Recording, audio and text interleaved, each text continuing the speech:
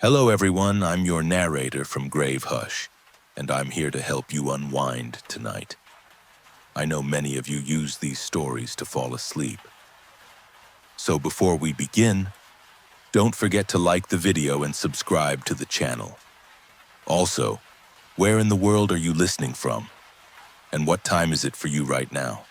Now get cozy, take a deep breath, let your body sink into the stillness. It's time to relax and let the story carry you into sleep. Our first story tonight. Let's begin. I found an extra light switch in my apartment and it ruined my life. It's been about 7 months since I signed my year-long lease for this shithole apartment. I don't think I'll be making it another 5 months. I'm not sure if I'll even make it another night. My cheapness might have cost me my life. I was going to make this a short cry for help before I remembered that no one would ever believe me and it would be too late anyway. Hell, I wouldn't believe this if I stumbled across it. I'll just take my time here and pour my heart out. 7 months ago, I made what I now realize was the worst decision of my life. I moved into this dumpy-ass apartment building after finally making the move out of my hometown. I had romanticized the idea of escapism so much. I pictured myself in New York City or something like that, walking down the sidewalk with some overpriced coffee in my hands and my tasteful messenger bag slung around my shoulder. I'd be walking to somewhere idyllic, maybe a get-together with new friends that took an interest in me or something like that. I never made it too far into that daydream. I just wanted to get out of that little rural town. It was one of those towns that was just a road with a bunch of sad old signs along it. Blown-out buildings with occasional passing silhouettes that were once somebody's. Let's just say I couldn't afford New York City, but I could afford a small city a few hours from that rotting place of a town. It's a city with some high-rises and skyscrapers, but nothing that's going to put it on somebody's road trip. It's a pretty lonely place, honestly. It's old and tired like my hometown, but in a more industrial way. Walkability isn't much of a reality here unless you want to take your chances with the harsh weather or the rampant mugging. So there went my sidewalk daydream. Still, I wanted to make the most of the experience. I got an apartment right downtown for a reasonable price and figured life would improve from there on. However, I failed to truly grasp how much of a piece of shit the apartment was until I moved in. I was a little too naive at the time to understand the spectrum of stress caused by a landlord special. The doorknobs would come right off, the fridge never fully shut, the toilet wouldn't flush without some sacred jiggling sequence, and a whole mess of other inconveniences or hazards. This apartment also has a lot of strange features. The floor plan doesn't make much sense, and anyone with a shred of interior design knowledge or even just self-respect would have immediately crossed this place off their list. I was so desperate, though, that I didn't mind when I entered the apartment and just saw a hallway full of closed doors. I shrugged off how strange it was that each room was contained behind one of those doors, with none of the rooms connecting to one another. The kitchen is its own closed-off room, the living room too. The only way to get anywhere in the apartment was to take the central hallway. It honestly looks like one of those hallway chase shots in Scooby-Doo or some shit. For how awful the place is, it's not small. There are a good amount of rooms, and I actually hadn't been able to fill one particular room until recently. When you walk into the place, there's the long hallway and then 9 doors total.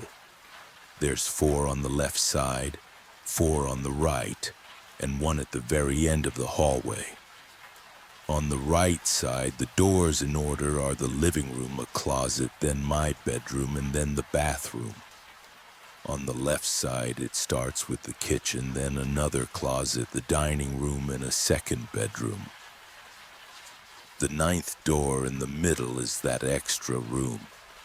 I barely had enough stuff just to fill the other rooms, and I lacked any sort of motivation to do anything with the extra room for a while.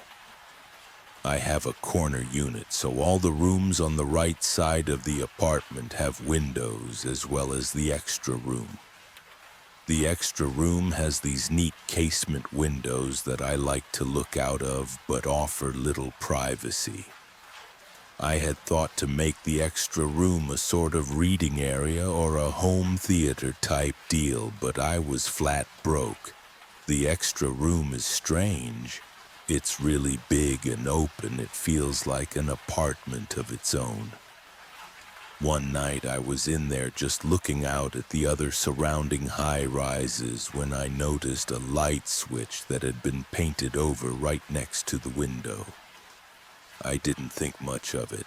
It was clearly just another amenity of my shithole apartment. I left it alone. As time went on, I found myself in that extra room most nights just looking out the window. I didn't have the money for any fancy streaming services nor friends to leech off of. So I just looked out that window most nights. It was peaceful, and at night the city looked bigger and more lively. I loved seeing all the different lights, the blurry shapes of people in their own world watching their TV or making dinner. It didn't take long for me to start picking at the paint on that hidden light switch as I watched the world wind down every night. I'd chip away at the paint little by little with my finger while I was lost in my thoughts. It took a few days to make any sort of progress, but eventually I had peeled off enough paint to see the light switch. It was a different color than the new plain white paint that covered everything else. It was bronze, and the switch itself was almost antique looking. It got me wondering how old this building was. A few nights later, the old switch was finally uncovered. It caught the light in an intoxicating way, and I flipped the switch on and off a few times to see if it still worked and what it controlled. Nothing changed. The next night brought a heavy snowstorm. It was beautiful, and you already know I was set up at that window staring out at the world as the brilliant snow fell. At some point I was reminded of the bronze light switch, and I flicked it, not remembering if I'd already tried it the night before. Nothing changed. I absent-mindedly flicked it again and noticed something strange out of the corner of my eye. A light turned on in the building across the street. It was the rightmost room on the top floor of the neighboring high-rise, which was quite a bit taller than my building. At first, I just thought it was something new to look at. My hand still on the switch, I craned my neck up and leaned in to watch the new light. I lost concentration and flicked the switch down, and the room's light turned off. That caught my attention. I looked down at the switch and back up at the now dark pane of glass. I flipped the switch up, and at that exact moment, the room's light turned back on. I continued doing this for probably 5 minutes, just flipping the switch on and off and watching as the faraway room's light perfectly matched. The snow began falling even more, but I could still make out the light turning off and on with every flick of the old switch. I was baffled before too long. So baffled that I went right to sleep, convinced I was deprived of logic and reasoning. The next night came, and at first I was definitely reluctant to mess with that switch or to even go in that room. I tried staring out other windows, but they were cloudy with trapped moisture. I remember thinking I should get a cat or something before I finally caved and walked into the extra room. There was traffic on the street below from some accident that night, and it provided me with enough entertainment to remain distracted from what happened the night before. The standstill row of gray cars could only stimulate me for so long before I was looking at that switch again. I flipped it. Such a harmless action, and so quick too. Flipping a light switch, usually done by second nature. What's the harm in it? Why did flipping that switch feel so important? The same room from the night before lit up. It was a yellow, more vintage-looking tone of light. I tried using some beaten-up binoculars from my childhood, but all I got was a somehow fuzzier view of the room. From my vantage, I could only really see the ceiling of that mysterious place. That's gotta be an apartment, right? It looks too big to be a storage closet, too small to be anything commercial.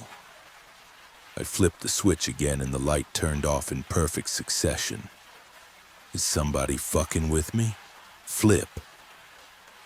The light came back on. How would they even orchestrate that? I sat there for a long time, repeatedly flipping the switch on and off as if the repetition of this would bring more clarity. I stood there flipping that switch on and off like I was a geriatric old man smacking a television set, hoping for a signal. The traffic jam cleared out and the streets became empty.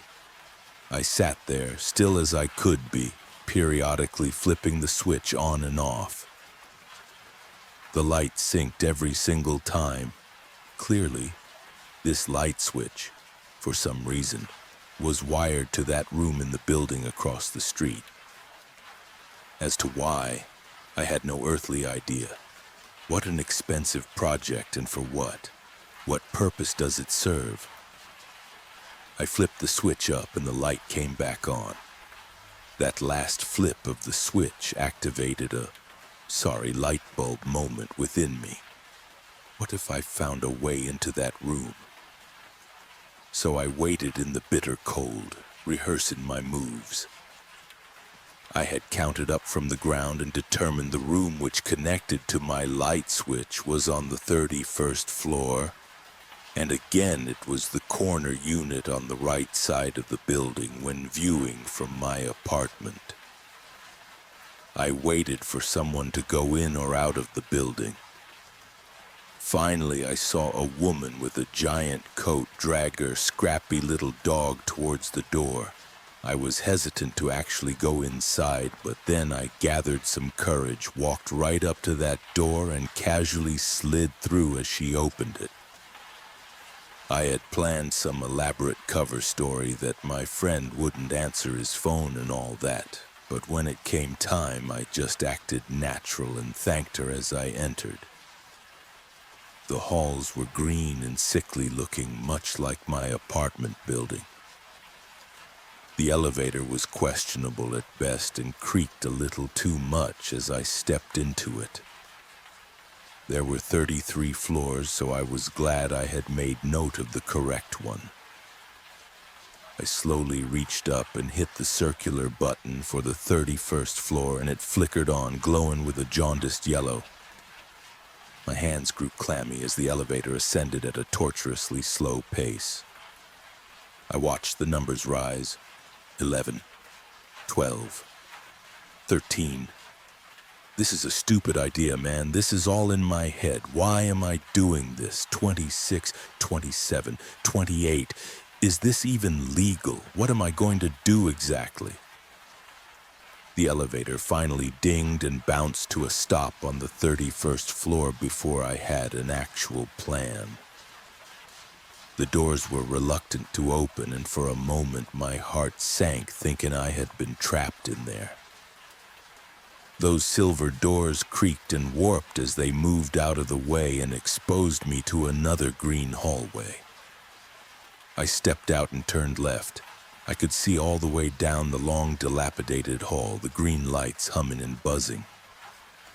My alleged culprit was the final door on the right. It was room 3118. I sat outside the door like a maniac, just looking at it. I wondered what to do. I could barely see through the slits on the sides of the door. All I could make out was that the lights were on in there. Do I knock? I looked around me and made sure the coast was clear. What the hell do I say? Maybe I'm lost? Maybe it's an honest mistake. If anyone lives in there, I'm sure they're very confused about their lights turning on and off. But why wouldn't they take control of their own lights? Maybe they can't use them, but that doesn't make any sense. Why would I be able to control their lights, but they could? I knocked on the door and startled myself. It felt almost automatic. Unsure of what to do, I started to shuffle away and make my retreat. Then I decided to stay and wait. I waited for a few seconds. The pause was long and uncomfortable enough for my hand to instinctually rise for another round of knocking. A faint and vague sound, dampened enough to even be of my own mind. But it was the sound of dragging, or a thud of some kind with something rolling afterward. What was that? The sound might have continued, or my mind might have kept wandering. Maybe the neighbors. The walls were thin in this place. I could begin to hear indiscernible conversation somewhere down the hall. I could hear the hissing chatter of a TV show somewhere else. Underneath all that, though, in room 3118, a rolling sound still. Maybe. What is that noise? I left not long after. I was getting freaked out, and I'm sure I would have freaked out anyone living there. When I got back to my place across the street, I felt very paranoid. I felt like I was being watched. I opened the squeaky door to my apartment, and the long, dark hallway of 9 closed doors now made me nauseous with dread. I wanted to leave that apartment behind and run back into my mom's arms or something. I felt like a child. I walked in, though, and I wish I hadn't. I took a scorching hot shower. It made me feel a little better, but I was still so paranoid. I kept hearing, or thought I was hearing, similar thudding and rolling sounds in one of the other rooms. Old pipes, that's all. It took some more courage to leave the bathroom and enter the cold, dark hall. I didn't know what door to go through next, the kitchen door, bedroom door, or the extra door. My stomach was in a knot, but I thought I should probably try and eat something. It was around midnight by that point, and I felt hopeless knowing there were so many more hours of dark left. I looked down at my half-eaten peanut butter sandwich and knew this knot in my stomach wouldn't go away if I didn't have some kind of closure. I wanted to go into the extra room and turn off that switch for the night. I braved the silent hallway again and opened up the 9th door into that grand room that turned the faintest sound into a booming echo. I walked up to the big window I always looked out of and with great caution looked up at room 3118. The light was still on, and there was something up there now. I couldn't tell what it was, but it looked like a big shadow. It wasn't a person, but something boxy looking. Something square or just rigid, really. Furniture? Did someone move something around in there? I didn't know what I was looking at, and I honestly didn't have the mental space to think about it much longer. I flipped off the light. I flipped it back on. I couldn't deny my interest. I was very invested in this whole ordeal now. The rigid thing started moving. At least I thought it looked like it was slowly changing position. It moved very smoothly and very, very slow. It looked like it was rolling or sliding. It rolled from the right side of the window to the left. I flipped the switch here and there to see if it made any sort of difference. It didn't seem to. I watched it roll along for a few minutes from right to left until I jumped at the sight of the neighboring window's light turning on. It was whoever lived in room 3116. I saw a person moving around in there, and it looked like a more elderly man. He looked like he was listening closely to something, as if there were an intruder in his house. I didn't know what to do, but now I felt intrusive watching this man fumble around. I decided to switch the light off in 3118 and try to forget about the whole thing. I wanted to remove myself from this weird nightmare entirely. I decided that the next day I'd try to disconnect the switch and install some curtains. Find a new hobby. That all sounded like something rooted in everyday monotony, and I let the comfort of curtain shopping lull me to sleep. In my sleep that night, I heard the sound of aggressive wind chimes far away. They weren't very melodic wind chimes, sorta just one tone that reverberated. Then I heard an awful banging sound. It was loud and most definitely not a dream. It sounded distant, but it contained a lot of power. It was 3:48 a.m. I tossed and I turned some until my bedroom started flashing red. I got out of bed and tried to see what was happening outside from my bedroom window, but I couldn't see through all the gloom trapped in between the glass. I had no choice but to go into the extra room if I wanted to see outside. There was a large fire truck that was blocking off one side of the road, and police were putting up caution tape on the other. Squad cars were rolling in one after the other. A few ambulances were present too, but it seemed like no one was in a big rush. They were all circled around, their hands waving about in a casual conversational way. At some point, one of them looked up and pointed, and the others followed along. I followed the trajectory of the gestures all the way to the 31st floor. Room 3116 was now missing its pane of glass. The curtains whipped out into the open world. The lights were still on, and I could make out vague details of the interior. Back on the ground, a few paramedics moved out of the way long enough for me to see what I was already preparing to see. The old man from room 3116 was laying there in a confusing mess of fabric, flesh, and bones, surrounded by a growing puddle of blood. I was shocked. What the hell is going on? What did I do? Am I losing my mind? Did I inadvertently kill that man? The next few days were a blur. My head was heavy with the endless hum of 1,000 different thoughts, all saying similar things.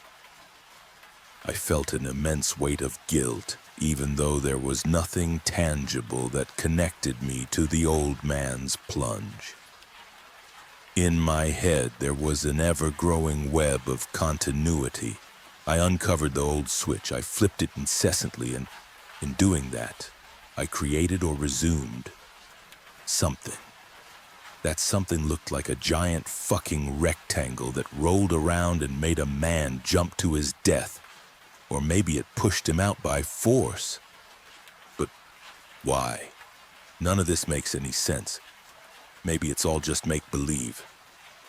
I could have misunderstood what I saw, the rolling rectangle thing. Maybe it was just an illusion. That old man, maybe it's just a coincidence he chose tonight to leap. I know what I saw. I no longer was going into the extra room for any reason. The thought of that big empty space with that damn switch made me nauseous. I couldn't stand sleeping just a few doors away from it. I wanted to move out and get away. I should have done that. Reality doesn't make room for fiction, though.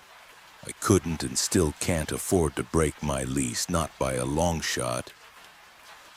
That's 3 rent payments and a bundle of paperwork in this god-forsaken building. The apartment's obviously outdated, so I thought about making a case for lead paint or something toxic that could maybe get me out of here for free and quick, but I'm not sure how that'd blow over. I don't even know how to go about doing something like that. I chose the route of avoidance. If I could ignore the extra room, the mystery switch, the dead man's browning bloodstain on the road, and the rolling rectangle monster whose whereabouts weren't known, maybe it'd all just fade away with time. A few weeks went by and that strategy was seeming to work. Even in that short time, I was afforded some hindsight on the whole event. How I was jumping to conclusions, being paranoid, and maybe not appreciating my deteriorating vision that was probably making some serious guesswork. Still, there was no explaining away the light switch.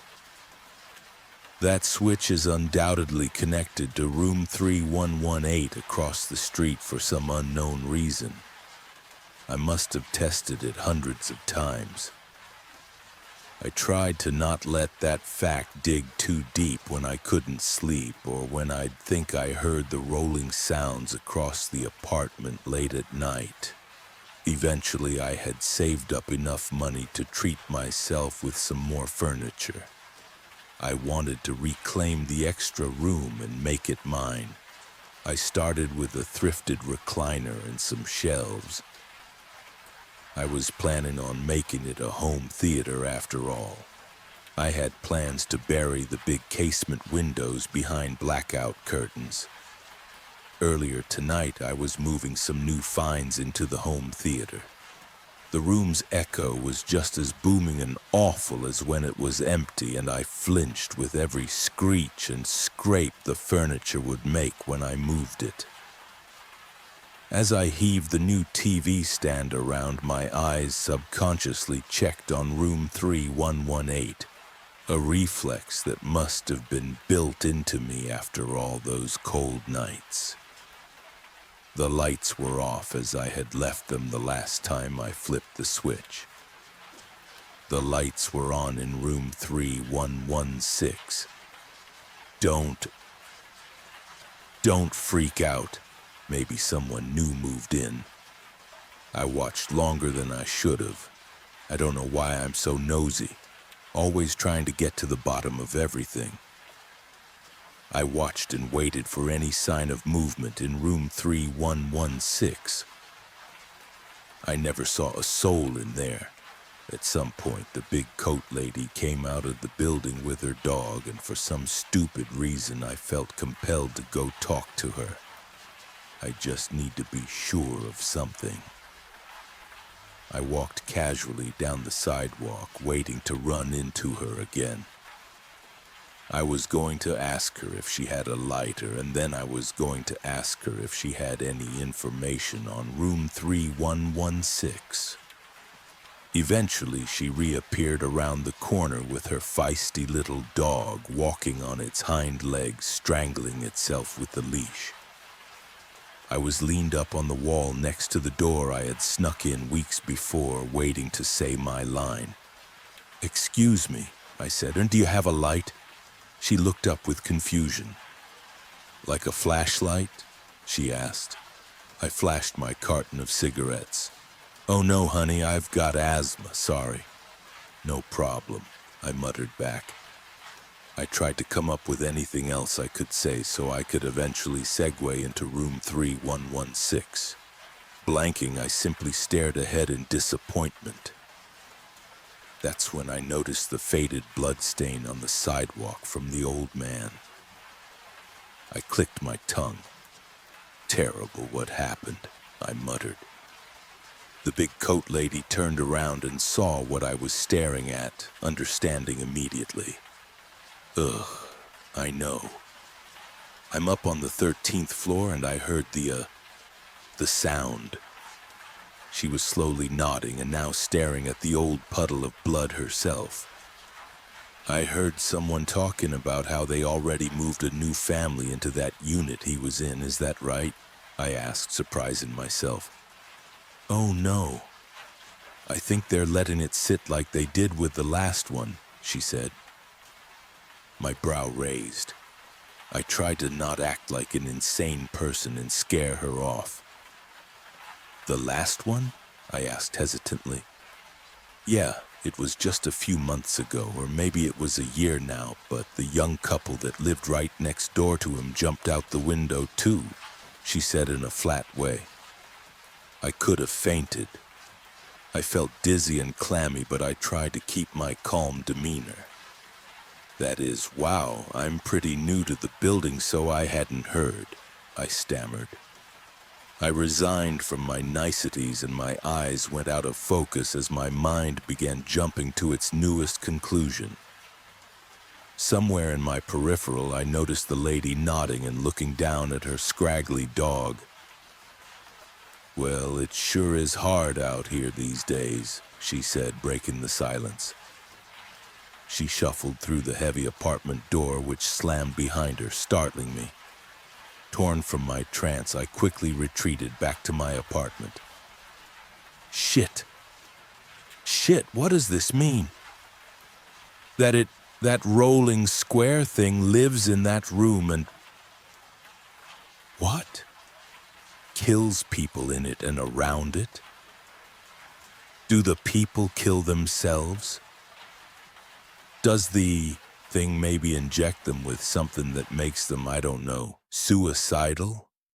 Or maybe they go crazy and just jump? I was thinking like a fucking lunatic, like one of the cracked out vagrants wandering through the abandoned motels back in my hometown.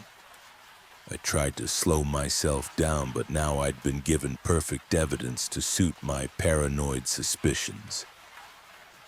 At first, I was just trying to solve this complex series of events, then I remembered I was involved. I remembered the switch plays a role in this whole thing, the light switch in my home theater. How far can it move? How far? Could it cross the street and climb the stairs and break in? Maybe it's quiet, or maybe it has some kind of way to silently open my door so I don't notice. So the neighbors don't notice. I found myself back in the home theater with some cheap whiskey in a plastic bottle. I sipped on it and enjoyed the aromatic sting that made me slowly feel braver with every gulp. I looked up at the 31st floor across the street. The lights were still on in room 3116. They're probably just cleaning it out. You need to calm yourself. None of this is your problem. I felt better and braver still with every new swig of the cruel whiskey. At some point, I hovered my hand over the light switch. The dwindling sobriety in me said no. The courageous drunken me said I'm just curious. My sight was beginning to sharpen and blur, and I could tell I was swaying as I stood in front of those windows. I was drunk enough to where I felt like an observer of a faded memory from the past. I was drunk enough to where any action felt insignificant and all would be fine because nothing mattered. I flipped the switch, expecting the lights of room 3118 to blink on. The lights in room 3116 turned off instead. Shit, I don't know why, but seeing those lights turn off made me duck and hide below the window.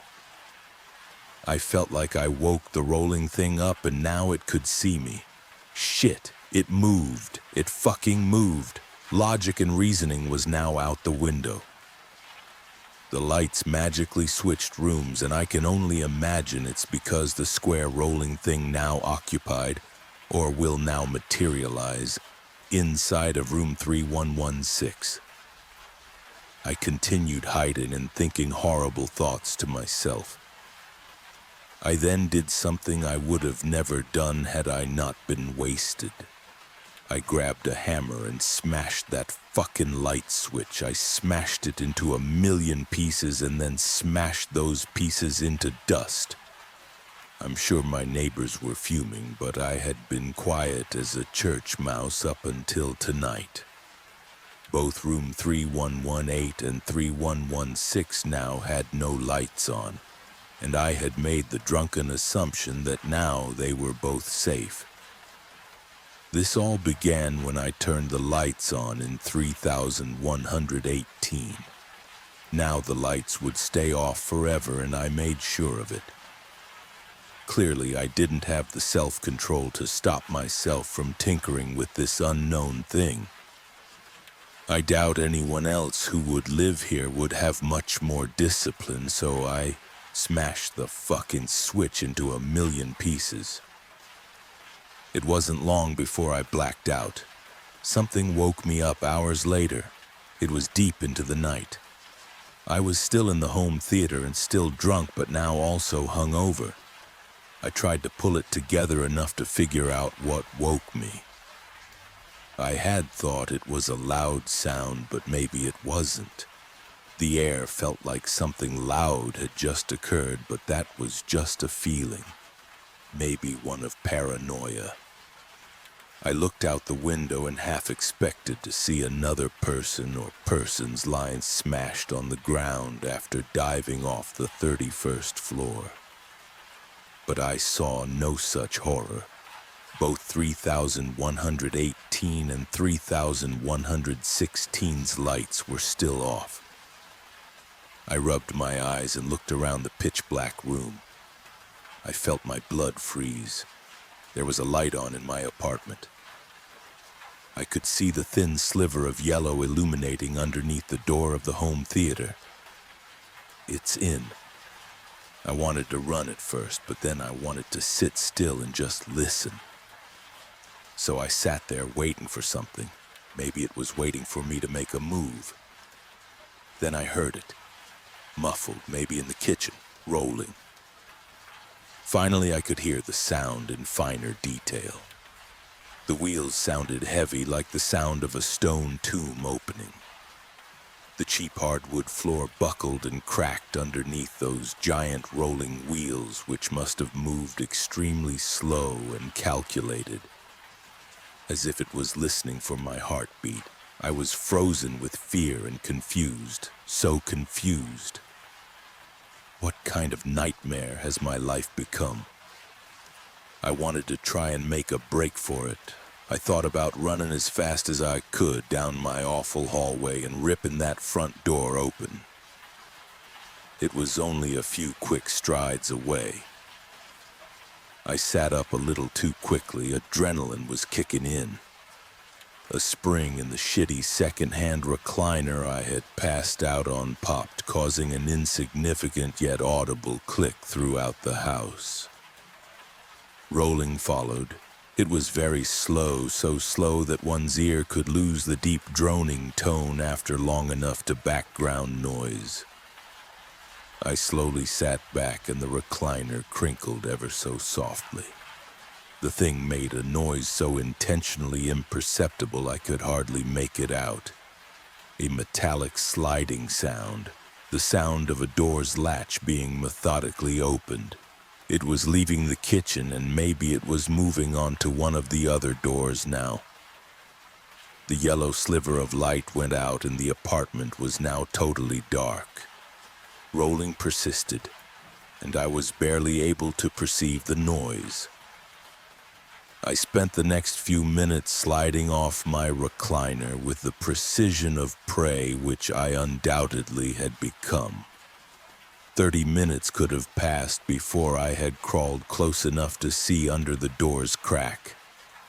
I carefully positioned my left eye to where I could see out into the black hallway just enough. Something impossibly dark, darker than the natural blackness of night. It was just sitting in the hall, waiting. It was large and boxy, just like that silhouette in 3118. It looked to almost perfectly fit the dimensions of the hall, leaving me sealed in. I'm dead. Maybe not. Maybe I can call the police or something and distract it. It'd kill them, though, right? Then I'd be a murderer, maybe? Or maybe it would roll away. Maybe it isn't bulletproof. I can't have anyone else's blood on my hands. Maybe I can start a fire somehow, and then the fire department will be able to rescue me from the window. Maybe that's the stupidest thought I've ever had. Too much noise. I can't make any noise. I can't make a sound or it'll come get me. My thoughts were so frantic and visceral I feared even they would make a sound which could be intercepted by the masterful listener sitting mere feet away. Another 30 minutes of eternity, and I had silently made my way towards the large windows. I was so cautious and so deliberate in my movements as to not touch the tiniest plastic shard on the ground from when I had drunkenly destroyed the light switch. Maybe I made it angry by doing that. Maybe in breaking the switch the thing reverted back to me. Or maybe I exposed myself to it when I smashed that switch. I tried to use my phone and call for help, text for help, fucking email for help. None of it was going through. That damn rolling demon must have jammed my signal somehow. I ran out of hope. I froze in place. Eventually, I just started to write all of this. I'm still in the home theater typing all of this out on my phone as quietly as I can. Even sipping the last of my whiskey with the most delicate swigs one could imagine. This whole thing is rather bleak, and I apologize if you stumble across this. I've scheduled this post to go up in 8 hours. Maybe by then the thing will have left and my final words will get out into the world to be forgotten or laughed at. I'm sure you think I'm insane, or maybe I'm just a liar, and that's okay. I know what happened here tonight. I don't know how or why any of this happened, but I know the rolling thing outside my door is real. I don't know why it's here, what its motivation is, if it's man-made or some impersonation of something we'd engineer, or maybe it's the very muse of humanity's chase for right angles and industrial design. I now understand how those people in room 3118 and 3116 met their fate on the cracked pavement below. I think it wants me to kill myself. Either that or it's totally content with me killing myself. It's had me trapped in this room for hours now. It could have barged in and flattened me at any point, but it hasn't yet. Funny how this all started in this damn extra room of mine. Funny how these windows are the ideal design and size for me to throw myself from this hellish place. I don't know anymore. At this point, I'm just trying to buy time and sip more whiskey before the inevitable. I had been distracted in writing this for a few hours and even began to have hope that when the sun came up, the thing would roll away. All I'd need is a few minutes to get out. I don't think I'm so lucky, though. The sky is beginning to brighten into a deep blue, and once again I hear that steady rolling, so slow and meticulous, it must only be moving a centimeter every 15 minutes.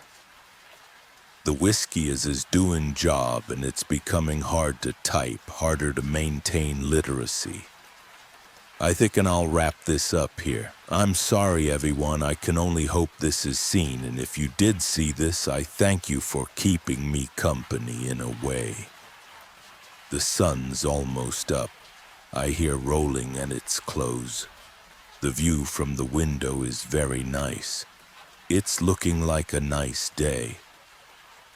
I hope it was a nice day. Story 1 ends here. Now, let's begin story 2. A copy of My Wife and Kids, Deep in the Woods. It all started last weekend. I had parked just shy of the forestry gate where the gravel thinned out and the trees began thickening. From here it was a few hours on foot, just enough time and distance to let the peacefulness settle in. That was all I really wanted. A little quiet, no reception, no chatter, just the trail ahead, and whatever passed for clarity in this day and age. I left my phone in the glove box. Not to make a statement as such, I just didn't want to feel it buzzing in my pocket, needing reminding. The air smelled clean, pine, crisp northern winds, and something familiar and damp, like the memory of water that had long since sunk into the ground. I slung my pack over one shoulder and started walking, letting the rhythm pull me listlessly forward. There was just something calming about walking alone, neither too fast nor too slow, exactly my own pace, that made me feel like I had a little more control over my life again. The trees weren't especially tall, leaning just slightly inward as if they had something to confide in me. An innocent little secret between myself and the forest. The path wound forward without promise or urgency. Late afternoon light filtered through the canopy like little threads of gold. Slow dissolves like a weary, introverted sun who had enough of being directly seen. Time stretched ever forward like a lazy cat, greeting its owner after a long, grueling day at work. After a while, I stopped walking in minutes and began walking in distances between thoughts. I wasn't exactly looking for anything. I wasn't really running from anything either. I told them I'd be back the next morning, maybe a touch later. Just needed a breather, I said. They nodded, not dismissively, perhaps just tired in their own ways. Maybe they were happy to have the house to themselves for a change. It wasn't always like this. We used to move like parts of the same body, not exactly perfect, but close enough to feel whole. There was a sort of rhythm in the way we bickered, laughed, touched elbows at the dinner table. And then came the camping trip last month. What was meant to be a long weekend away in the mountains, a break from all the screens and internet. It happened suddenly. I went ahead to look for firewood, and they took a wrong turn trying to follow. I found them again a full week later. They'd turned up some 50 miles north by a reservoir I'd driven past some hundreds of times during my search. No injuries, no scratches, barely a clear story. Just tears and hugs and confused explanations. Something about getting turned around following odd trails. It didn't matter anymore, though. I had found them again, but something had changed subtly after that. They were a touch quieter somehow. Or maybe it was me. Maybe I'd stared at that empty tent for too long, whispering their names into the dark. Maybe I'd come too close to accepting the idea that they were gone forever. We never really broached the subject. After the initial joy wore off, we just drifted back into routine. Work, school, house chores. But somehow things never quite clicked back into place. The pieces all looked the same. They still laughed at the same shows, still left dishes half done in the sink, but it still didn't quite feel the same. My son and daughter, Alex and Ellie, stopped asking me to read before bed. My wife, Lauren, started waking up before me and taking long walks alone. Sometimes I'd find them all together, sitting in the living room, discussing something that went quiet as soon as I entered. Not secretive, just separate. I never resented them for it, nor did I feel especially left out. Mostly it just felt like the threads that had tied us together had loosened just a little. They were still mine as far as I was concerned, still loved me. But sometimes when they laughed too hard at nothing I could hear, when they exchanged glances I couldn't decipher, I'd catch myself thinking, These are the versions that came back, and wondering if that was enough for me. I must have walked for hours, not with purpose, not really. Just following one trail after another, watching the way the sun filtered through the leaves, letting it all pull me deeper into the woods. A part of me was hoping I'd get tired, that I'd sit down somewhere and clear my head. But I didn't. I kept walking. Past old logging stumps, crooked stone outcroppings, and mossy bridges, I kept thinking about home. How the house might feel right now. Quiet, stretched thin. I imagined Lauren sitting at the kitchen table, flicking through her phone, Ellie and Alex squabbling in the other room, half bored, half wired from screen time. The little life we'd built together still buzzing along without me. The sun kept sinking. The woods turned golden, then bronze, then something colder. All gray tree trunks and long blue shadows. I found myself on a ridge I didn't recognize. The trail had thinned to little more than deer path. I stood still for a while, watching the sun brush its last warmth across the trees. The light had gone syrupy, thick and golden, oozing between the trunks like it was reluctant to leave. Shadows stretched long and crooked, flickering softly as the wind stirred the upper branches. A pair of birds darted overhead, trailing a thread of sound behind them that frayed and vanished into the stillness. Everything felt paused, like the forest was holding its breath, waiting to see what I'd do. I sighed, adjusted the strap of my pack, and turned around.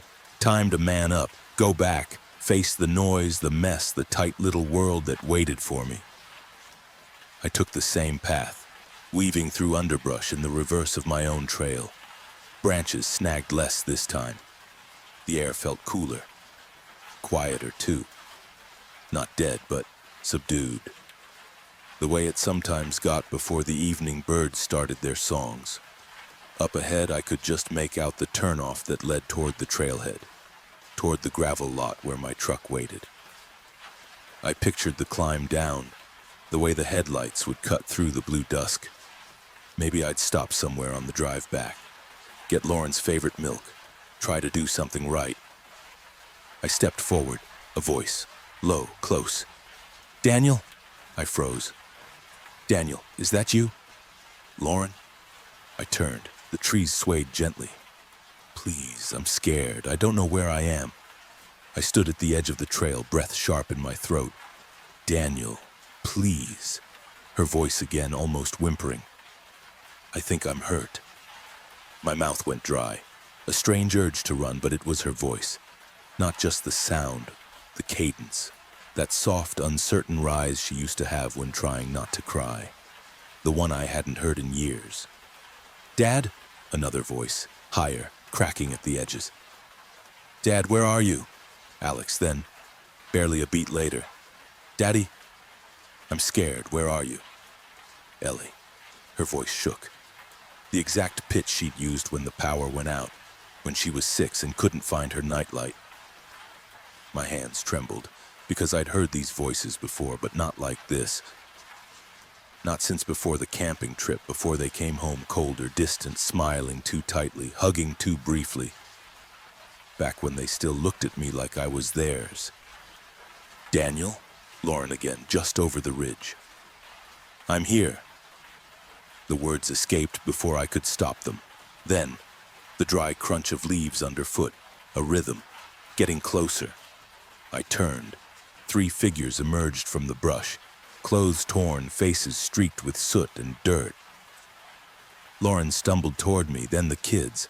Ellie clinging to Alex's arm, eyes wide with a desperate, aching kind of hope. "Daniel," Lauren whispered, voice cracking. "Oh my God, Daniel!" She threw her arms around me. I caught her on reflex, felt her weight, the tension in her limbs. She smelled like pine and smoke and sweat. She smelled real. The kids were next. Alex burying his face in my coat, Ellie's arms locking tight around my ribs. We didn't know where you went," Lauren said. Everything was strange. The trees, they kept changing. We thought..." She pulled back, studied my face. "Are you okay?" I wanted to say yes. They felt solid, familiar. They clung to me like people who'd survived something unspeakable, and for one trembling second I almost believed. But then, like a crack through glass, weren't they supposed to be home? I didn't say it aloud, but I must have felt something was wrong. That subtle stiffness in my shoulders, the way my eyes kept flicking around without thought, the way I stayed one step behind them as we walked. I told myself the only explanation that made sense, that they'd come out looking for me in the dead of night and gotten lost. The woods could twist and turn you without warning.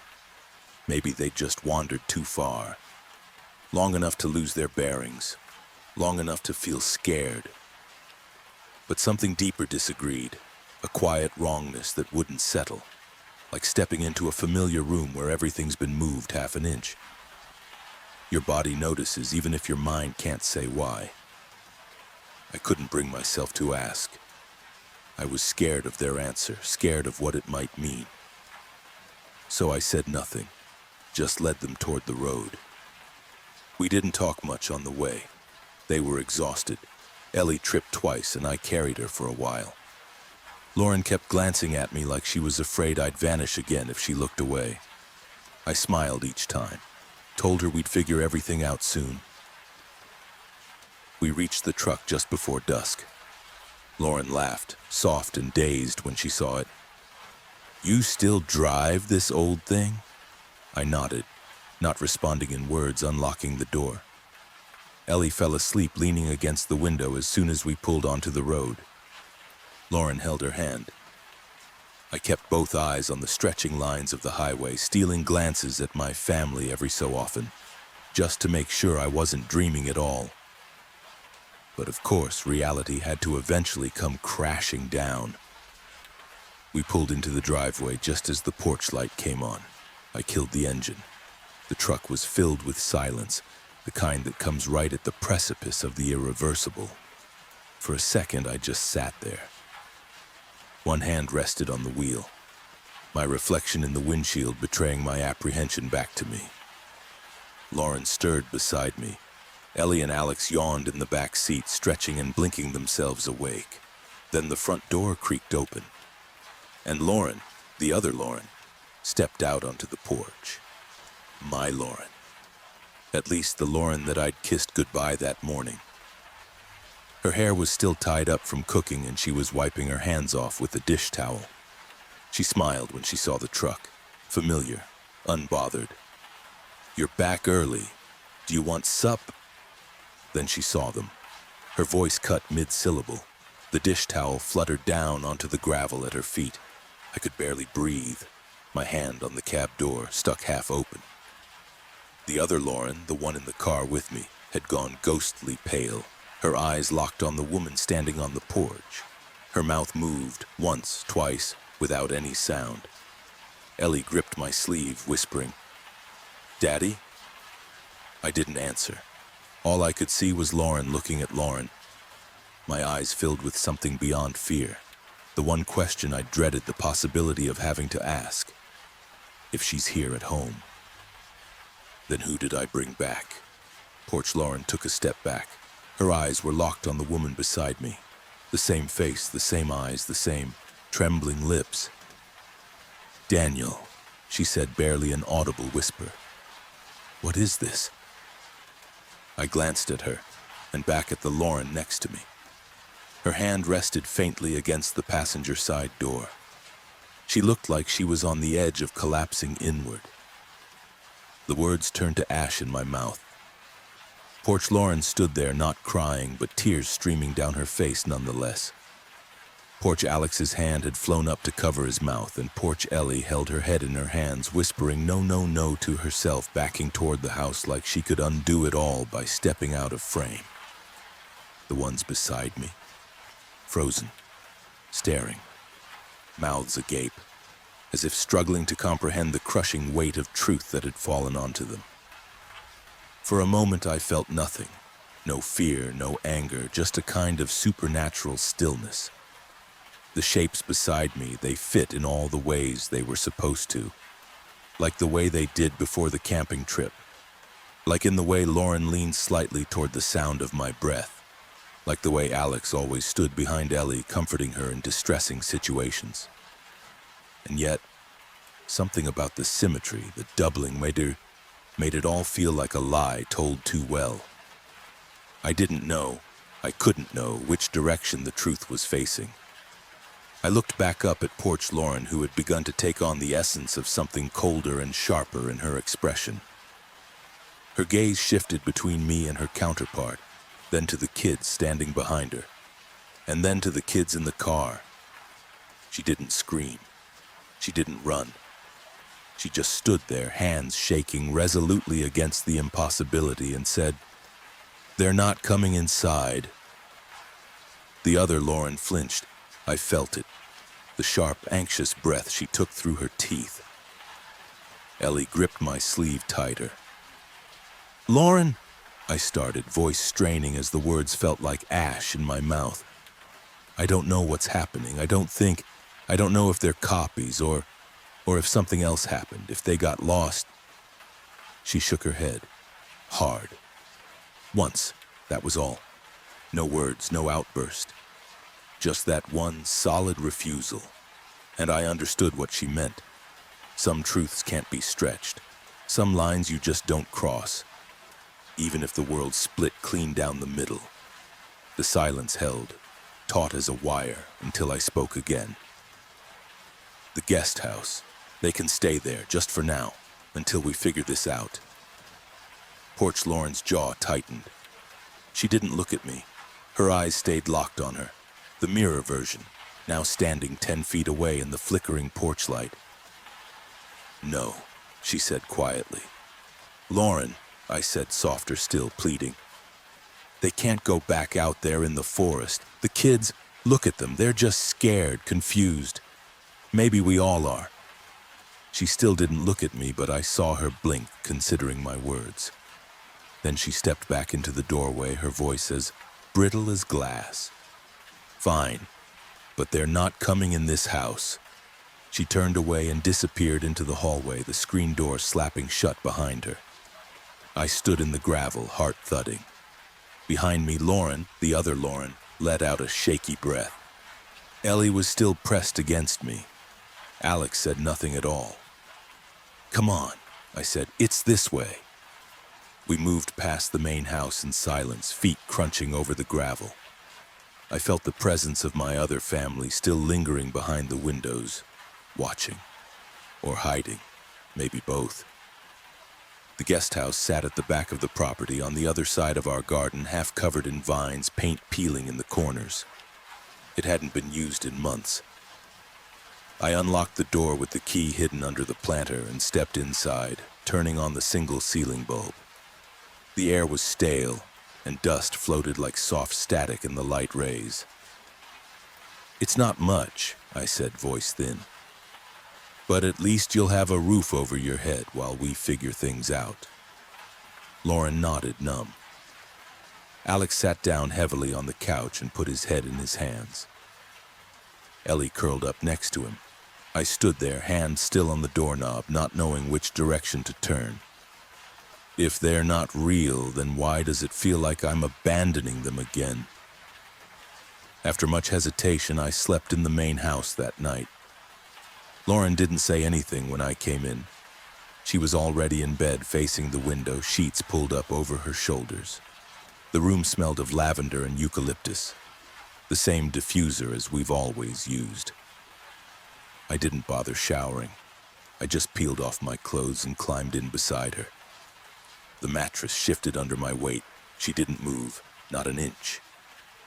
Her back was warm against my shoulder, her breathing steady. I lay there in the dark, staring at the ceiling. I listened to her breaths. Inhale, pause, exhale, pause, repeat. They were perfect, almost too perfect. Rhythmic in a way that felt practiced, subtly stiff, like she knew I was listening. I tried to convince myself that was ridiculous, but I couldn't stop. I kept thinking about the other Lauren, curled up on the guest house couch with a blanket wrapped around her knees, exhausted, but in a real way that I couldn't quite put my finger on. the tremble in her voice, the weight of her hand on my shoulders. And here beside me was a woman who knew all our inside jokes, our favorite recipes, the shape of my back, the ache in my knee from that old ladder fall. But suddenly I couldn't remember the last time she had looked at me in the way Guesthouse Lauren had. Not really, anyway. Her breath hitched, just once. Maybe she felt me watching. Maybe she was just shifting in her sleep. I closed my eyes and tried to match her rhythm. But it wasn't until I started counting backward that I realized I'd been holding my breath this whole time. That night I dreamt of the guest house. It was warm. Light spilled forth from every lamp like poured amber. The air buzzed faintly with music, some old folk song, hazy and half-remembered, spilling from a radio that no longer worked. The walls were a different color, a sunny eggshell I didn't recognize, the kind of color that made you feel safe. Lauren brought out a platter of waffles and bacon, smiling wide. Ellie set the table, her cheeks pink with laughter. Alex leaned back in his chair mid-sentence, recounting some old story from school with way too many detours. Everything shimmered with just the right kind of joy. I ate without thinking. I laughed when they laughed. The windows were fogged from the heat, but the glass door, the one facing the main house, stayed clear. And at some point, without realizing when, I began to feel them. Eyes on me, 3 figures, standing inside the house, watching. I didn't move, didn't speak, but something made me glance up from my plate. The lights in the main house were off. In the hazy glow of indirect sunlight by the window stood Lauren, Ellie, Alex, still, expressionless, perfectly visible through the window as if they'd been there the whole time. They didn't wave, didn't knock, just stared, faces flat and unreadable like portraits hung behind glass. Ellie's hand was against the pane, not pressed, just resting. Her breath left no fog. Inside the guest house, laughter swelled again, Alex laughing too hard at a joke no one told. Lauren refilling my glass despite it being full to the brim. Ellie brushing crumbs onto my shirt with practiced doting hands. But I kept looking at the house, at the 3 shapes inside it. The guest house grew hotter, brighter. The air began to buzz louder, and that looping familiar tune warped out of recognition. I woke up with a start, no gasping, no sweat. Just the peculiar feeling, like something had been added to me while I slept. Lauren was still beside me, breathing steady, the same pattern as before. But then I began to notice a hum, soft, almost below the threshold of sound. Had it been there the whole time? I told myself I needed air. That was all. Just space. Just a few minutes away from the stiff, awkward silence of my bedroom. I wandered down the steps to the guest house. The door was slightly open. Inside, warmth. It smelled like butter, like browning toast and something just familiar enough to sting. Light spilled through the blinds in thin golden slats, catching dust in the air like snow. Lauren stood at the stove, barefoot, humming something tuneless but very much her own. Her hair was tied up in a loose bun, the way it used to be when the kids were still little. She didn't look up. "Didn't think you'd be up yet," she said. "Didn't sleep very well." She smiled, just faintly. Felt like cooking. I stepped inside and saw the pan. Scrambled eggs, bright yellow just the way she used to make them. A half handful of cheddar. Chives. No milk. She always said milk made them rubbery. House Lauren had been making them differently lately. A bit harder than I remember. A bit denser. Like she'd somehow forgotten the rhythm of it. I sat. I ate. They tasted right. Everything felt just right. I looked around. The guest house felt softer somehow, as if the overnight presence of Lauren and the kids had made its spirit whole. The old mugs, which used to sit untouched on the shelf like forgotten props, now looked lived in, well-loved. Ellie's blanket, tucked gently under her chin as she slept curled on the couch, no longer looked like something we'd thrown in the guest house just in case.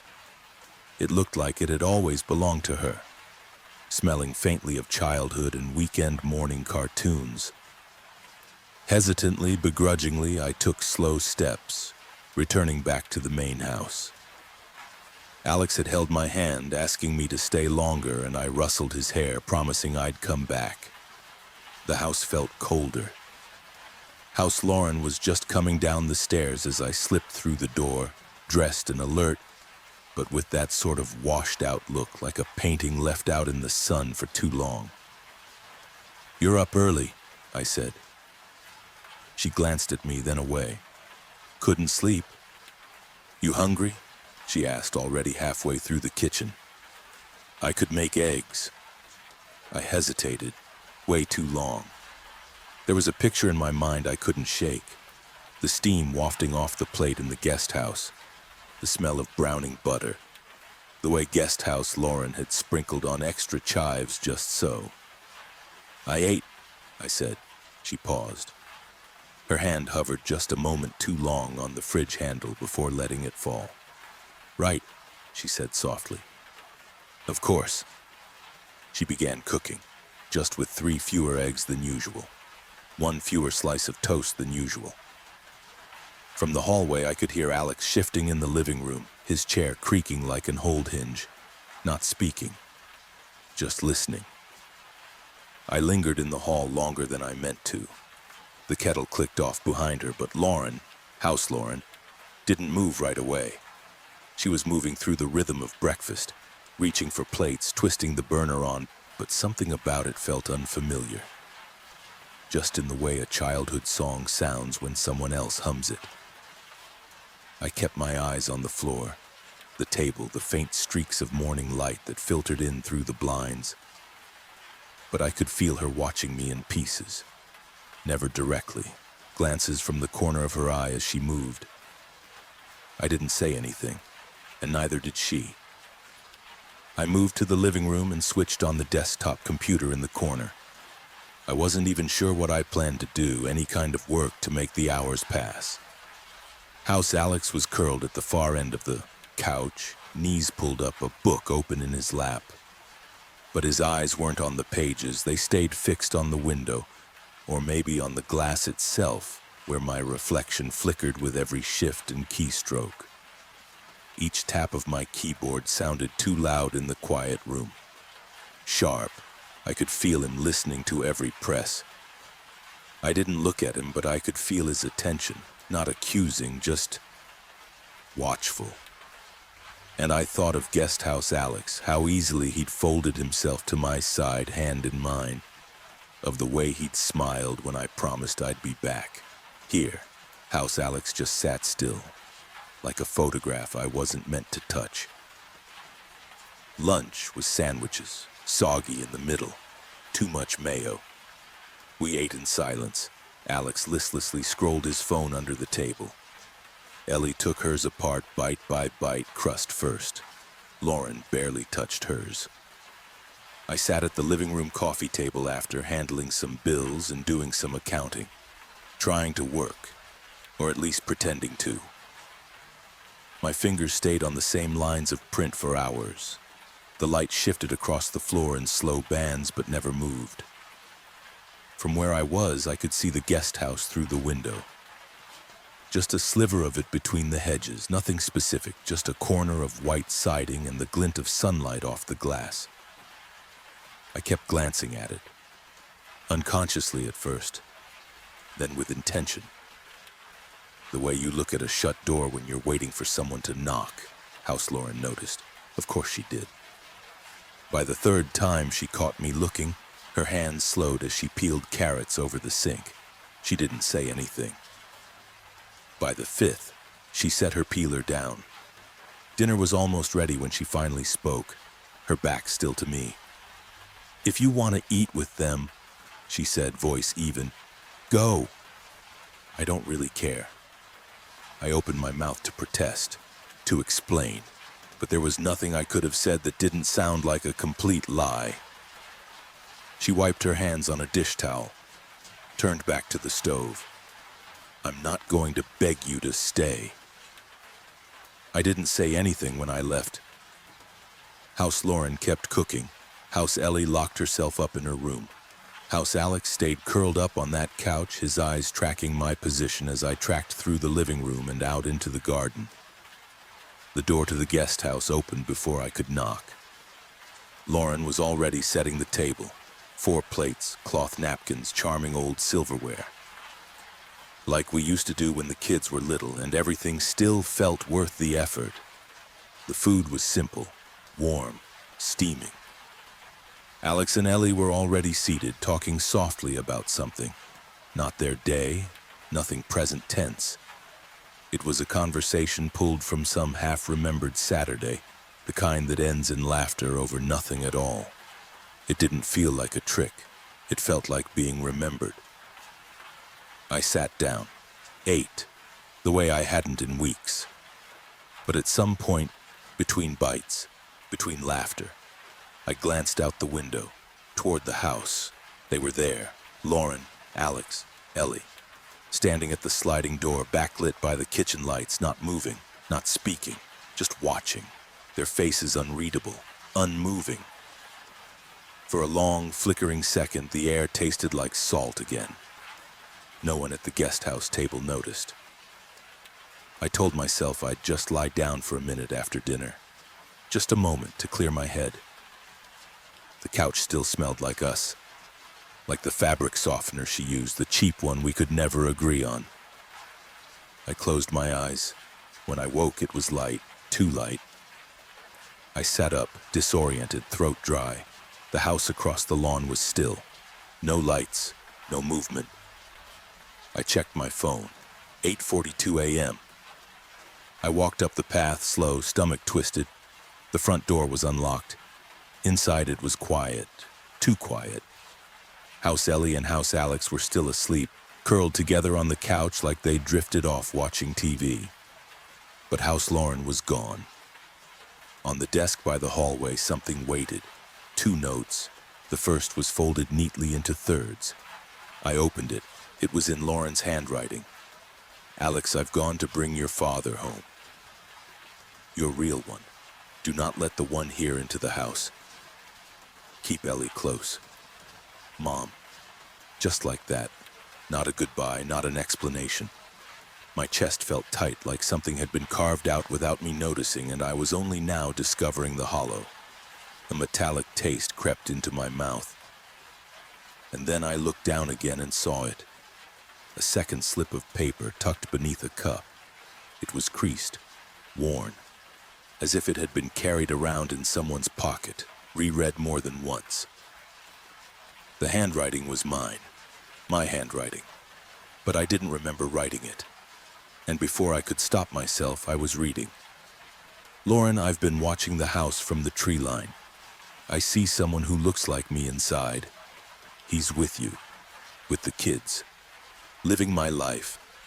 I don't know who he is or how this happened, but I remember everything. I remember Ellie's birthmark behind her left knee, the way Alex used to cry when the radiator clicked on at night. I remember the night you lost your voice and still hummed to calm them both. He won't get those right. I'm scared that if I try anything, he'll hurt you. Please, if you believe me, meet me at the booth in the back of the coffee shop where we first met. I'll be waiting. Don't let him in. Don't let him see this. I love you. Daniel. I stared at the letter, fingers cold around the edges. My mind raced, but nothing landed. Thoughts skidded across the surface like stones on ice, never sinking deep enough to mean anything. Suddenly, gravel crunched outside. A car door slammed. The door swung open and she stood there, wind-tossed and flushed. A cold line of sweat down her temple, and behind her stood him, hanging, just a step back in the shade like a shadow pretending to wait its turn. I stood from the little kitchen table. I knew it, I said. You were never real. her mouth parted, brow creasing. Daniel, no, don't. Don't use my name like you have any right to it. My voice cracked and kept going. I should have known. You've been different since the woods. Distant. Cold. The man behind her tilted his head. And now you've brought him? I stepped forward, hands out, like I could physically keep them from entering. What, is this a trade? Your real husband? Her face twisted. You think I wanted this? You brought him here. Because I thought you weren't real, she snapped. Silence. Even he stilled. Her voice dropped. I waited for you, but something's been wrong. I kept thinking, what if they got you instead?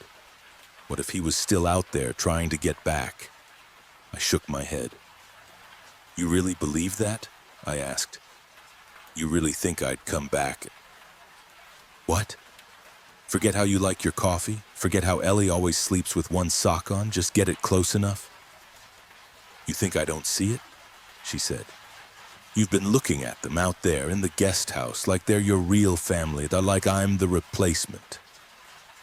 We stared at each other, and then we both turned, slowly, to look at him. He smiled just a little and said nothing.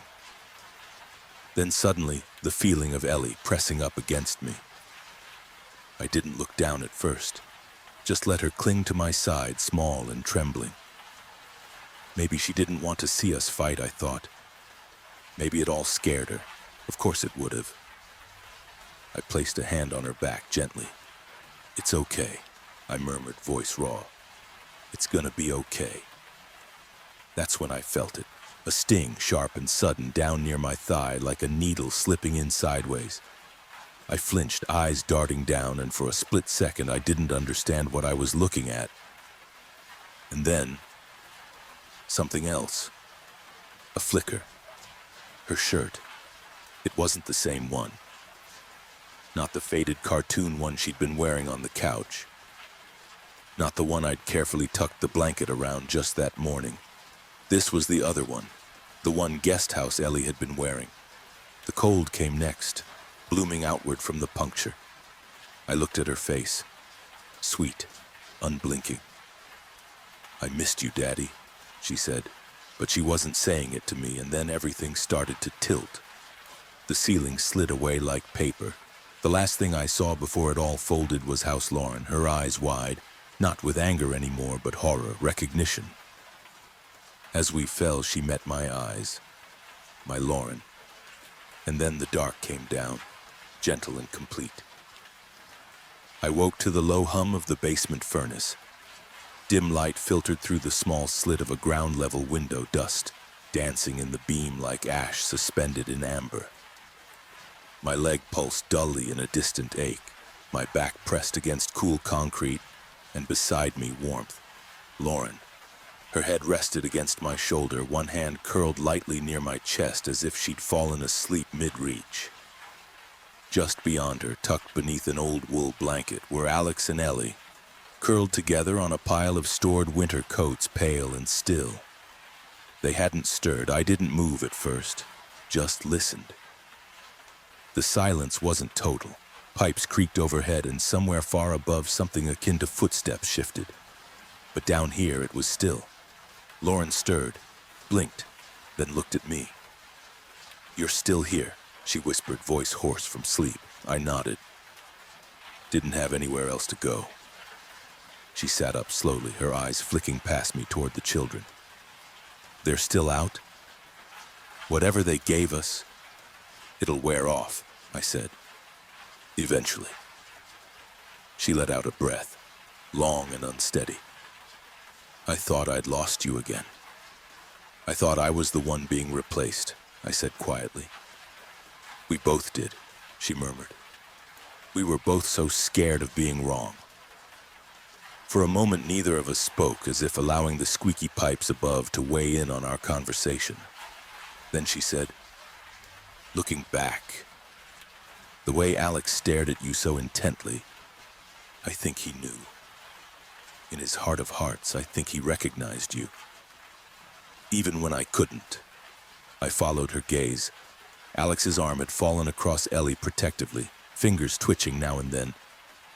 I didn't spend enough time with him, I said. Always focused on Ellie, she needed more help. Or maybe I just didn't know how to talk to a boy that age without screwing it up. He never took it that way, she said. He looks up to you, Daniel. Even when he was scared, he watched you like he was waiting for something. I thought he was just afraid. He was, she replied, but not of you. I swallowed hard. My throat burned. I wanted to believe it wasn't you, she said. Because if it was, then I'd have to admit I almost gave you up. I wanted to believe you weren't real, I said, because if you were, then I'd have to admit I couldn't tell. That I failed. We were both fools. Yeah, I said, but we're still here. We sat in silence, the weight of everything unspoken thick around us. Just the four of us now. One family, stunned and quiet and still alive as morning crept across the world above. Just then I heard a small, sharp inhale. Alex stirred among the winter coats, face scrunching up as if trying to push the sleep out from behind his eyes. "Dad?" he whispered. I nodded. "Yeah, buddy?" He looked to Lauren, then to Ellie, who shifted in his arms a second later, rubbing her eyes and curling instinctively toward the sound of our voices. Her voice was even smaller. "Are we home?" I didn't know how to answer that, but Lauren did. "We're together," she said. "That's what matters." Alex sat up. "They're still here, aren't they, the other ones?" Lauren nodded grimly. "We're not safe yet, but we will be."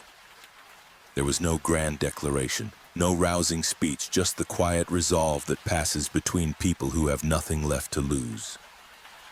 We began to plan. It was our 7th day down in the basement. The bruises had faded, the cuts had scabbed, but the house was still wrong, still watching. Down in the basement, we ran through the routine one last time, bags packed, paths memorized. Lauren adjusted the strap on Ellie's backpack, her hands steady. Alex looked to me. "We ready?" I looked at all of them and nodded. "Let's go." The lock on the basement door gave a soft click, almost imperceptible as the paperclip. One we managed to scrounge up among the basement clutter, twisted in Lauren's shaking hands. She let out the barest breath. Relief. Fear. I pushed the door open an inch at a time, listening. No footsteps. We'd studied them for days. The rhythms above us, their routines, their lives. We knew when the kitchen floor would creak, when they paused in the hallway to murmur just out of earshot, up the stairs, one by one. We held our bags tight, left the heavier things behind. One chance. The hallway yawned ahead, quiet and dim. We crept past the coat rack, past the shoe mat, every breath loud in my chest. The front door waited, barely 10 feet away. I reached out, fingers touched the knob, turned. I turned just long enough to find Lauren's hand behind me. And then I felt it. A sting. Low, sharp, buried near the hip. Another. Her breath caught, a thin gasp. I spun. Ellie stood behind me, and Alex, pale, wide-eyed but wrong. The way Alex's shoulders sat, the way Ellie's hair curled too neatly at the ends. "Why?" I breathed. The cold was already spreading. "Why would you—" They said nothing. Then from the living room down the hall, a sound, struggling, wet cloth against duct tape. And I saw them through the doorframe, tied, gagged. The real Alex, the real Ellie. Eyes wide, desperate, locked on mine. Behind me, the others stood quietly and smiled. I stumbled backward, eyes locked on the children. No, not children. Things wearing my children's faces, my legs felt hollow. Cold bloomed outward from the punctures like frost through old pipes. And then he stepped into view. From the living room. From behind the real children, me. Or something wearing me just right. Faux Daniel's smile was gentle, familiar. off by half a second. "Going somewhere?" he asked. Lauren moved before I could stop her. She slammed her shoulder into me, drove me backward toward the door. I tried to catch her, but my limbs wouldn't cooperate. The door swung open behind me. Light, air, cold and real. "Run!" she screamed. Her voice cracked, desperate and raw, and she shoved again, hard. I stumbled out onto the porch. The world tilted. My feet found gravel, then grass, then pavement. Behind me, the door swung shut. Just before it closed, I looked back.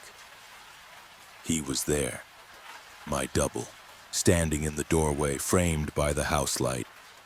And Lauren, my Lauren, no longer screaming, no longer fighting, caught between them. Then the latch clicked, and I was alone. Standing in the middle of the road, breath like fog in the night air, legs shaking. I ran, or tried to. The cold in my limbs made everything feel distant, rubbery. I stumbled down the road, shoes slapping the wet pavement. Houses passed by like memories, flickering porch lights, curtains shifting. I must have walked for hours, or minutes. Time bent strangely around me, refusing to settle. Eventually, someone found me. An older man, maybe, or a teenager. I can't remember exactly. They helped me into their truck, asked questions I couldn't answer, dropped me off outside a 24-hour diner with a motel next door. Now I'm here. In some dingy motel room, the walls thin enough to hear the neighbors arguing 2 doors down. I haven't slept. I keep picturing Lauren's face in that doorway. Her eyes when she pushed me. The look she gave me, not just desperate, trusting, like she believed I could fix this. So I will. Because if I don't, if I leave them there living out some mimicry of our life, with those things wearing our faces, then no one else ever will. Because I saw the fear in Alex's eyes. I heard Ellie's muffled cries. Because she chose me. Because I'm still me. I had once thought about driving straight to the sheriff's office, telling someone what had happened. But the more I played it out in my head, the clearer it became. They weren't hiding. They were living, shopping at the same grocery store, answering the same phone, taking the kids to school in my car, waving at the neighbors. They had proof, alibis, a full week of surveillance footage if anyone bothered to check. I didn't have anything, no wounds, no evidence of a struggle, just a story that sounded like a breakdown. And what if I did tell someone? What if the cops did come knocking? What would stop them from opening the basement door and finding it empty? From smiling and saying, "There's no one else here"? From killing them and burying them in the time it took me to get a search warrant? "How can they be dead?" they'd ask, smiling, "if they're right here?" Story 2 ends here now. We drift into Story 3. I'm in my late 20s, but I'm dying of old age. It was my last night south of the Rio Grande. I'd taken off a few days of work to attend my friend Juan's wedding. It was a nice time, but sad too. After the bells finished ringing, after the rice was scattered and the bride's bouquet thrown, Juan was going to stay in his home country and run his father's copper factory. Every wedding happens in the season of last hurrahs. Listen, it's not like you can't come back and visit sometime. I didn't know the woman who was talking to me very well, but I knew her well enough. Maggie. We just kept running into each other in the hotel lobby bar. Each night we'd end up drinking curtain call cocktails before I dragged myself back to my room and off to sleep. She was probably 50 years older than me. It was the sort of strange, temporary friendship native to resort properties. "This is just life, darling," she said. "This is the next stage of life." "I don't know, Mags," I said. "Everyone's getting married, everyone except for me." She was tall and thin, and even in the swelter of the Yucatan, her silver white hair kept near perfect. "Don't you want to get married someday?" I'm ambivalent. Tell me, how did you like it? I said. I can tell you this much. She leaned back into her bar stool's back as she crossed her legs. I've been married 4 times, so I'm rather good at it. I laughed, but my laughter made me no less sad. Maggie could tell, I was sure. She patted my shoulder like those little league coaches who believe in trophies for losers. You're going to be all right, Sam. I just kind of wish everyone was at the same stage of their life, me and all my friends. It's these liminal periods. Some people getting married, some with kids already, some who've sworn off ever having kids. I don't fit in with any of them. The old neither fish nor fowl conundrum. I guess. You know, Maggie fished around in her handbag. It was understated, but Hermes Paris, made in France, was stamped above the twist clasp. That peddler on the beach today. He was selling amulets. I raised an eyebrow. Yeah? He gave me this one. She pulled a bronze coin the size of a silver dollar out of her purse. It had a hole drilled through the top of the coin and a red ribbon tied right through it. She handed it to me. What did he say it's for? I asked. Maggie shrugged. He said it was for good luck in love, though I can count on one hand the totems that don't make the same claim. Love's the eternal promise we all want to rely on. Like a lucky rabbit's foot on a gambler's keychain. I looked at the coin's relief. It showed a bearded, naked old man holding a scythe. The old man was standing inside a wheel with symbols all around it. Above the relief, there was Greek text, Chronos. Except it was upside down. I didn't know Greek, but I'd taken enough humanities courses to know the letters weren't facing the way they were supposed to. Why is it in Greek and not Spanish? Maggie shrugged.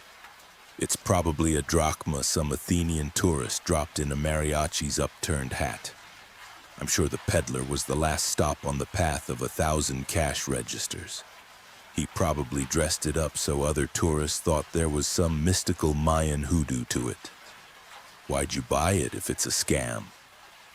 I don't think it's a scam. I never said it was a scam. I think it's a story. Here, she said, handing it to me. You keep it. It'll make you think of beaches scattered with white sand, conquistadors and vaqueros at tequila sunrise, and kindly old divorcees, of course. I smiled and put it in my pocket. Thanks, Mags. Think nothing of it. You're a good boy, Sam. Now I'm about to turn into a pumpkin. So give old Mother Maggie a squeeze before I'm off to Bedfordshire. We'll likely never see one another again. I hugged her. Don't say things like that, even if they're true. Darling, I'm too old to lie, she said as she dismounted her bar stool, using my arm to steady herself. It's a luxury of getting old. I can indulge myself in that indecorous breach of manners called honesty. It's been a pleasure, Mags. I'll always remember you. Oh, I know you will, Sam. I know you will. I didn't think about it then, but it was sort of strange for her to say it like that. Lots of things make more sense looking back. On the flight home, there was a group of elderly tourists, almost all of them wearing crucifixes. They filled up half the airplane. A church group, probably. I was seated next to one of these white-haired born-agains up in first class. You know, you remind me of my nephew. He runs a very successful HVAC company. Do you do ductwork? Actually, I'm in sales, I said. Oh, HVAC sales? No, ma'am. Non-fungible tokens. Well, I'm not sure I know what that is. That's all right, nobody does, I don't either. She chuckled. Oh, you really are like my nephew, he's cheeky too. I've been called worse. They turned down the lights and closed the cabin window shades right after drink service. My neighbor fell asleep right away, and soon I started to drift away too. I worried Maggie's amulet between my fingers and thumb as I drifted. My eyelids grew heavy. I fell asleep with the coin in my hand. I woke up. My elderly seatmate was staring at me. She had just about one of the nastiest looks I'd ever seen on a human being's face. It was a hellacious stink eye, the look of hatred that comes from the bowels, a malice otherwise reserved for family court custody battles. I rubbed sleep from my eyes and pulled up in my chair. "Ma'am, are you okay?" She sneered at me. "Everybody knows that you're a liar," she said. "And a cunt." "Excuse me? I think you should eat shit. Do you hear me, cocksucker? I think you should eat shit." She scratched my face so hard I could hear the streaks of flesh come off under her nails. The smell and texture of blood freshly coated my face. I looked at her. I was stunned beyond comprehension. The nice little old church lady shrieked like a carnivore. "You're the one who took him," she said, spitting at my bloodied face. She took her purse and walloped me right on the nose, splashing some of my blood on her lips and cheeks. I could see blood on her teeth too, coloring her mad snarl red. "You lying piece of shit," she fumbled at me with her thumbs, trying to gouge my eyes out. "Killer, cocksucker, killer." I put my hands up to defend myself and she tried to bite my fingers. "You're the one who took my husband, you murdering cunt." The flight attendants and someone else from her church group rushed towards us and immediately restrained her. I switched spots with another born-again who was in a single seat across the aisle. "Oh, sir, don't forget your thing." The flight attendant picked up the amulet and handed it to me. It glimmered as she placed it in my palm. As the coin changed hands, every single church-going grandparent looked at me like I was the actual historical killer of Christ Jesus on earth. I tucked the amulet into the coin pocket of my wallet. As soon as I did, every elderly Christian fell back into saintly serenity. And once I'd put it away, I just about forgot it was there. The next day, I woke up much earlier than I should have. My clock radio showed 5 a.m., a good 2 hours before my alarm called Réveillé. It was a little annoying that I couldn't get back to sleep, but I figured I'd read the yet unread novel I'd bought in the airport. When I cracked the spine and started in on it, though, I could hardly make out the words. It was like reading the bottom row of the eye exam the DMV gives new licensees. I watched the news instead, but it felt like there was cotton in my ears.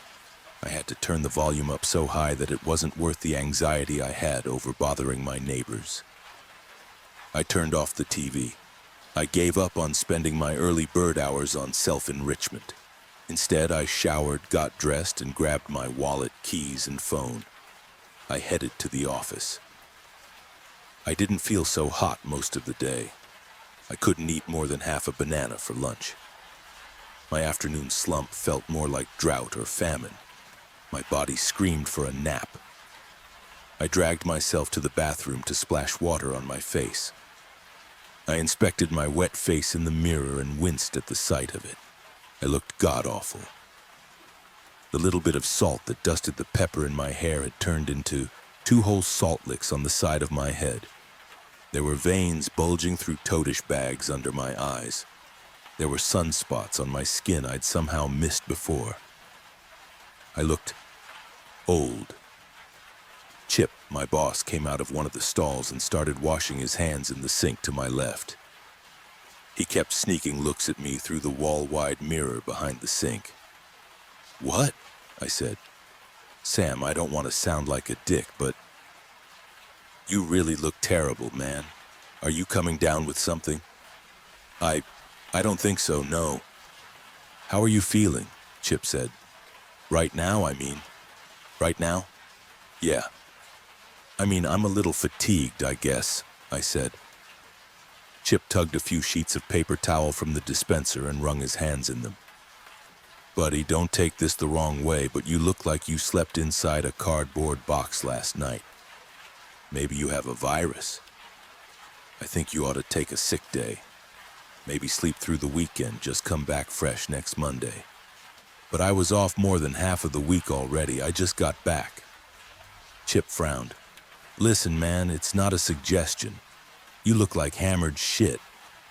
Go home and come back on Monday. I don't want people to see you in the office. Christ, Sam, you look like a corpse. It was a busy corner. On one end, there was the dark tide of mourners, pallbearers in black suits bought off the rack, the padre with his surplice and stole, women in sensible pumps or Mary Janes, their hems below the knee, the good modesty that attends to obsequies. Across the street, there was a bum with a cardboard sign reading, "Need money for penis reduction surgery." Children on a field trip were tethered to each other on a safety rope with 24 rungs like baby sloths clinging to their mama under the rainforest canopy. "Change!" The vagrant saving up for his urologic surgical procedure called out with the self-satisfaction of a man who can still smirk even while living in a sleeping bag on a public sidewalk. I pulled the amulet out to start worrying it again. Or maybe I thought I was going to flick it into the bum's empty coffee canister. Looking back, I wonder why I didn't think of the amulet. Should I have known? Could I have known? Mags was such a sweet old lady after all. Someone called out from inside the shadow of the church. "He's the one who killed him. Look at him, he's the one who did it." I searched for the screamer and who they were screaming at. The stream of mourners clogged the church steps. Everyone old enough to collect Social Security stared at me like they'd caught me letting my dog shit on their lawn.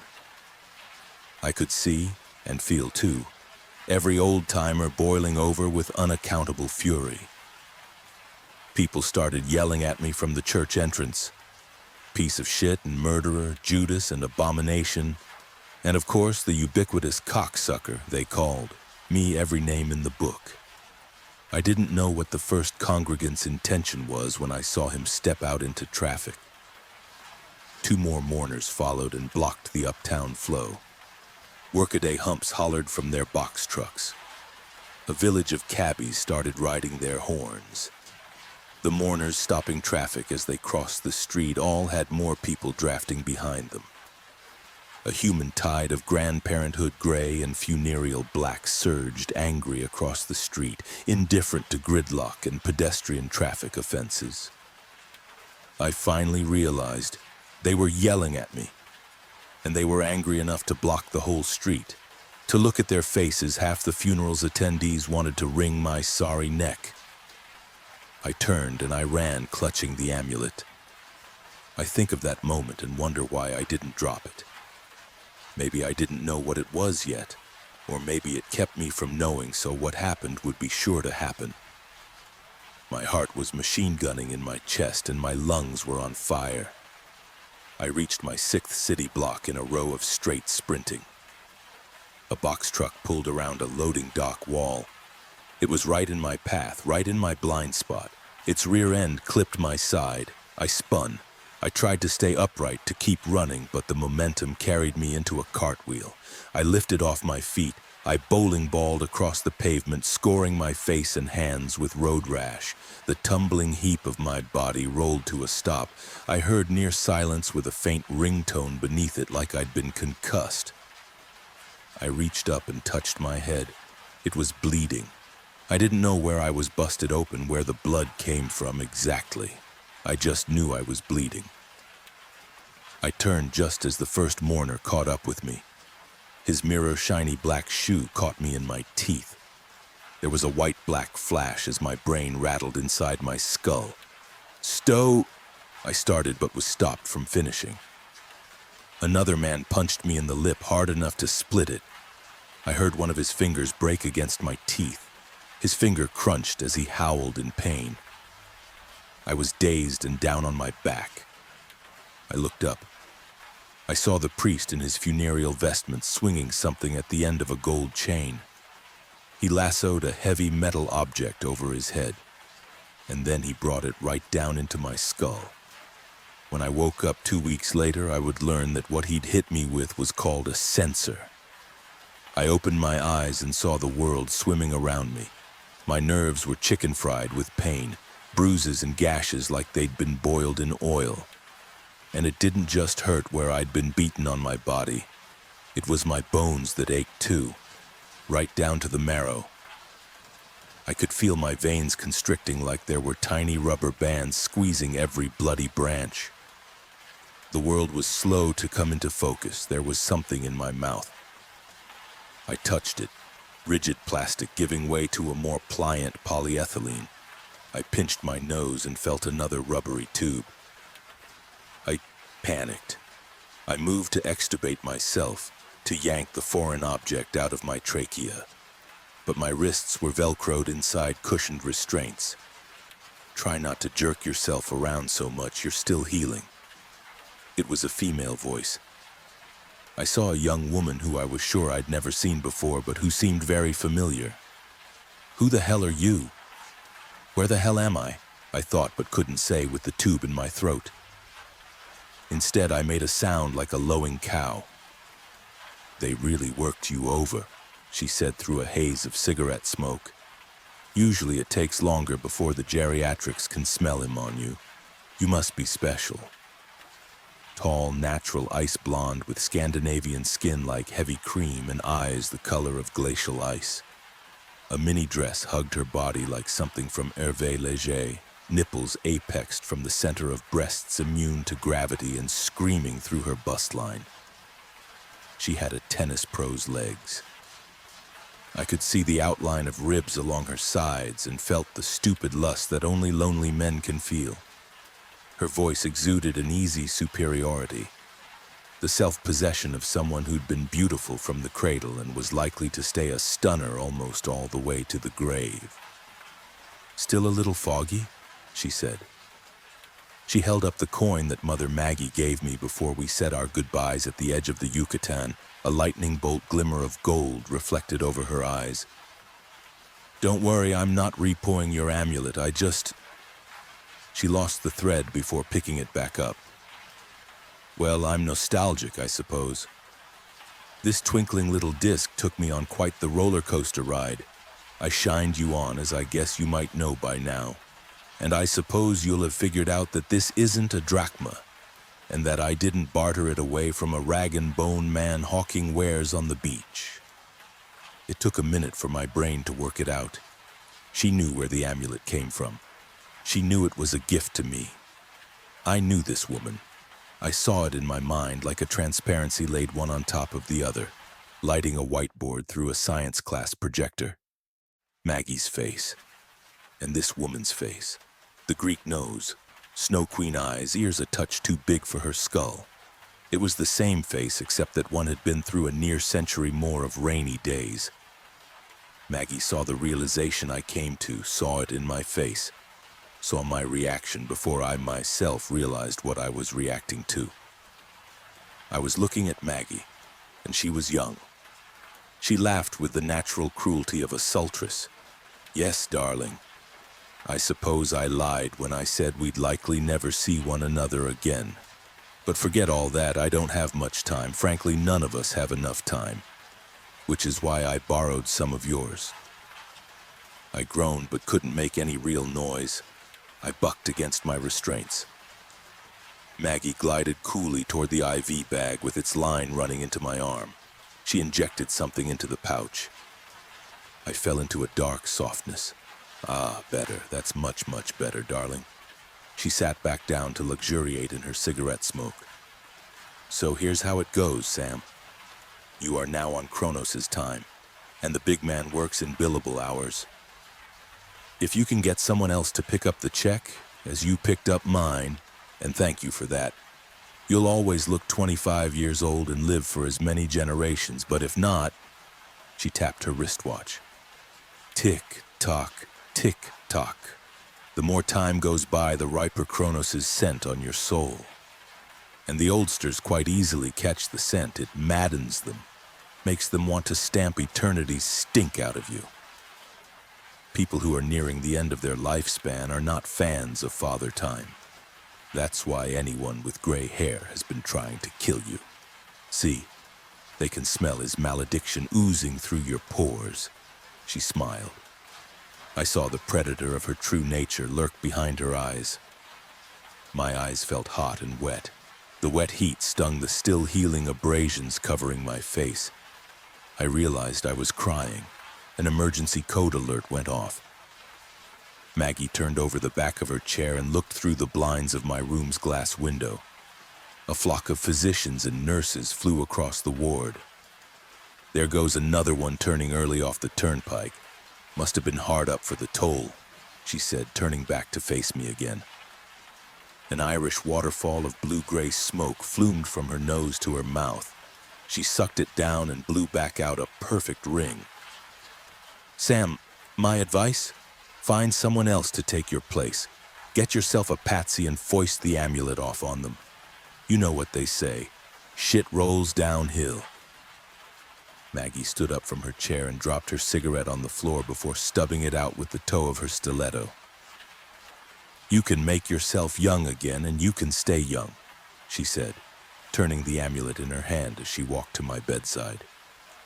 But Father Time isn't very keen on debt forgiveness, so don't wait too long before you get started. She winked at me and flicked the coin, sent it spinning through the air before it landed on my chest. It's lovely to see you again, Sam, and if it's any consolation, I really do like you. If you make it into eternity with the rest of us, go ahead and look me up. Maggie turned to leave my room but stopped at the threshold. I almost forgot. She turned on her heels and came back to my bedside, then fished a compact mirror from her purse. She clicked it open and said, "Just a teensy-weensy little look-see, Sam. A little flare under your derriere. Remember, what you see is only the beginning. So shake a leg and find your fall guy." She laughed that cruel laugh. Or gal. She held the compact mirror in front of my face. If I'd been able to, I would have screamed. I looked at least 90 years old. From the Wikipedia entry, Kronos. He is usually portrayed as an old callous man with a thick gray beard, personifying the destructive and stifling aspects of time.